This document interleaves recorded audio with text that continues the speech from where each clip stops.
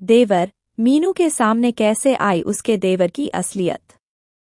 प्रमोद को पति के रूप में पाकर मीनू के सारे सपने चूर चूर हो गए। प्रमोद का रंग सांवला और कद नाटा था। वह मीनू से उम्र में भी काफी बड़ा था। मीनू ज्यादा पढ़ी लिखी तो नहीं थी, मगर थी बहुत खूबसूरत।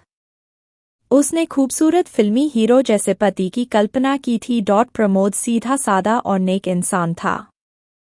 वह मीनू से बहुत प्यार करता था और उसे खुश करने के लिए अच्छे अच्छे तोहफे लाता था। मगर मीनू मुंह बिचकाकर तोहफे एक ओर रख देती। वह हमेशा तनाव में रहती। उसे पति के साथ घूमने फिरने में भी शर्म महसूस होती। मीनू तो अपने देवर संतोष पर फिदा थी। पहली नज़र में ही वह उसकी दीवानी हो गई थी। संतोष मीनू का हमउम्र भी था और खूबसूरत भी। मीनू को लगा कि उसके सपनों का राजकुमार तो संतोष ही है। प्रमोद की नई नई नौकरी थी। उसे बहुत कम फुर्सत मिलती थी।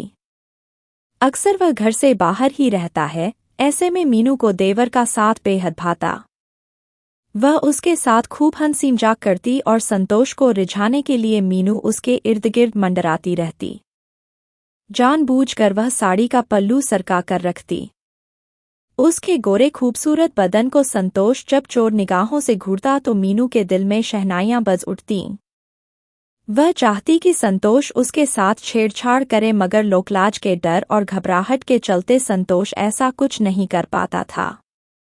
संतोष की तरफ से कोई पहल न होते देख मीनू उसके और भी करीब आने लगी।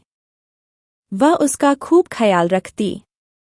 बातों बातों में वह संतोष को छेड़ने लगती है। कभी उसके बालों में हाथ फिराती तो कभी उसके बदन को सहलाती। कभी चिकोटी काटकर वह खिलखिलाने लगती तो कभी उसके हाथों को अपने सीने पर रख कर कहती, देवर जी देखो मेरा दिल कैसे धक धक कर रहा है। जवान और खूबसूरत भाभी की मोहक अदाओं से संतोष के मन के तार झंझना उठते। उसके तन बदन में आग सी लग जाती। वह भला कब तक खुद को रोके रखता। धीरे धीरे वह भी खुलने लगा। देवर भाभी एक दूसरे से चिपके रहने लगे। दोनों खूब हंसी ठिठोली करते व एक दूसरे की चुहलबाजियों से खूब खुश होते। अपने हाथों से एक दूसरे को खाना खिलाते। साथ साथ घूमने जाते। कभी पार्क में समय बिताते तो कभी सिनेमा देखने चले जाते। एक दूसरे का साथ उन्हें अपार सुख से भर देता। दोनों की नज़दीकियां बढ़ने लगीं। संतोष के प्यार से मीनू को बेहद खुशी मिलती। हंसती खिलखिलाती मीनू को संतोष बाहों में भरकर चूम लेता तो कभी गोद में उठा लेता। कभी उसके सीने पर सिर रखकर संतोष कहता, इस दिल में अपने लिए जगह ढूंढ रहा हूं, मिलेगी क्या? चलो देवर जी फिल्म देखने चलते हैं, एक दिन मीनू बोली। हाँ भाभी चलो। अजंता टॉकीज में नई फिल्म लगी है, संतोष खुश होकर बोला और कपड़े बदलने के लिए अपने कमरे में चला गया। मीनू कपड़े बदलने के बाद आईने के सामने खड़ी होकर बाल संवारने लगी। अपना चेहरा देखकर वह खुद से ही शर्मा गई। बंठन कर जब वह निकली तो संतोष उसे देखता ही रह गया। तुम इस तरह क्या देख रहे हो देवर जी? तभी मीनू इठलाते हुए हंसकर बोली। अचानक संतोष ने मीनू को पीछे से बाहों में भर लिया और उसके कंधे को चूम कर बोला, बहुत खूबसूरत लग रही हो भाभी। काश हमारे बीच यह रिश्ता न होता तो कितना अच्छा होता। अच्छा तो तुम क्या करते? मीनू शरारत से बोली। मैं झटपट शादी कर लेता, संतोष ने कहा। धत मंजू शर्मा गई, लेकिन उसके होठों पर मादक मुस्कान बिखर गई। देवर का प्यार जताना उसे बेहद अच्छा लगा। खैर वे दोनों फिल्म देखने चल पड़े। फिल्म देखकर जब वे बाहर निकले तो अंधेरा हो चुका था।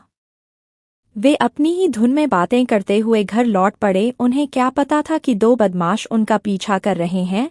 रास्ता सुनसान होते ही बदमाशों ने उन्हें घेर लिया और बदतमीजी करने लगे। यह देखकर संतोष डर के मारे कांपने लगा। जान प्यारी है तो तू भाग जा यहाँ से, वरना यह चाकू पेट में उतार दूंगा, एक बदमाश दांत पीसता हुआ संतोष के आगे गुर्राया। मुझे मत मारो, मैं मरना नहीं चाहता, संतोष गिड़गिड़ाने लगा। जा, तुझे छोड़ दिया। अब फूट ले यहाँ से वरना मुझे छोड़कर मत जाओ संतोष।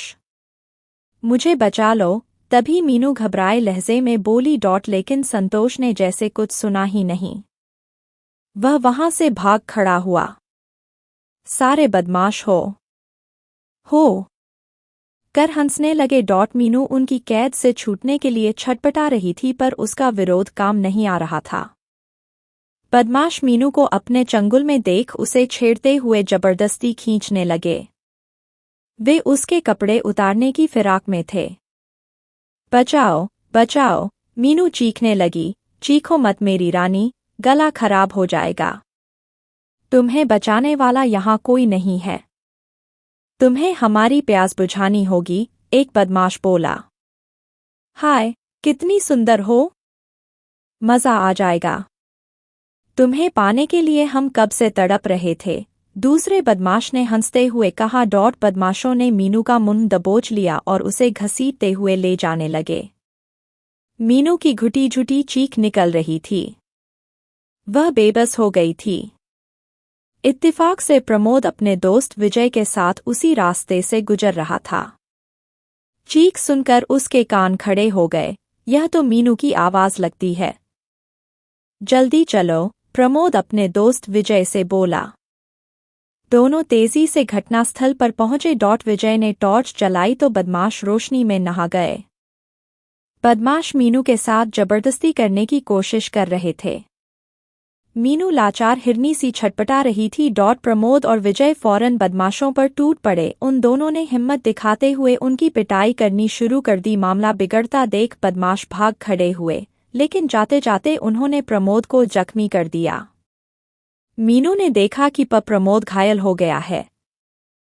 वह जैसे तैसे खड़ी हुई और सीने से लगकर फूट फूट कर रो पड़ी। उसने अपने आंसुओं से प्रमोद के सीने को तर कर दिया। चलो घर चलें, प्रमोद ने मीनू को सहारा दिया। उन्हें घर पहुंचाकर विजय वापस चला गया। मीनू अभी भी घबराई हुई थी, पर धीरे धीरे वह ठीक हुई। यह क्या? आपके हाथ से तो खून बह रहा है।